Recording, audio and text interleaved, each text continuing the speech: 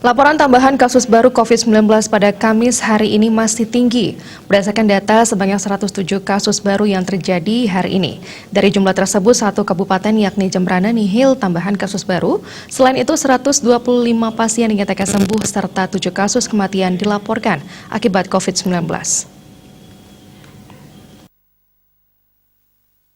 Dari data Gugus Tugas Percepatan Penanganan COVID-19 Provinsi Bali, kasus baru yang terjadi pada hari ini didominasi Kabupaten Badung, sebanyak 28 pasien baru, yang dilaporkan Badung disusul Denpasar dengan 26 pasien baru, Gianyar 19 kasus baru, Tabanan 10 kasus baru, Buleleng melaporkan 8 kasus baru, Klungkung dan Karangasem sama-sama melaporkan 7 pasien baru yang terpapar COVID-19, serta 2 pasien baru lainnya dilaporkan Bangli.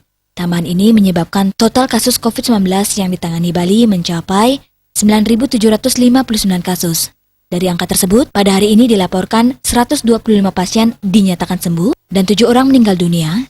Pasien sembuh pada hari ini terbanyak berasal dari Denpasar dengan 43 pasien sembuh, disusul Badung di posisi kedua dengan 23 pasien sembuh, Buleleng melaporkan 17 pasien sembuh, Jembrana 16 pasien sembuh, Tabanan 13 pasien sembuh, Klungkung, Gianyar, dan Karangasem masing-masing melaporkan 6, 5, dan 2 pasien sembuh. Sementara Bangli pada hari ini tidak melaporkan pasien sembuh. Hingga hari ini, total pasien yang dinyatakan sembuh dari COVID-19 di Bali sebanyak 8.317 atau 85,22% dari total kasus yang ditangani.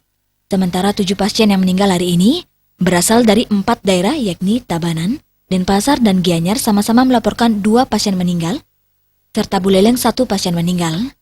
Total pasien meninggal hingga hari ini sebanyak 313 orang, atau 3,21%.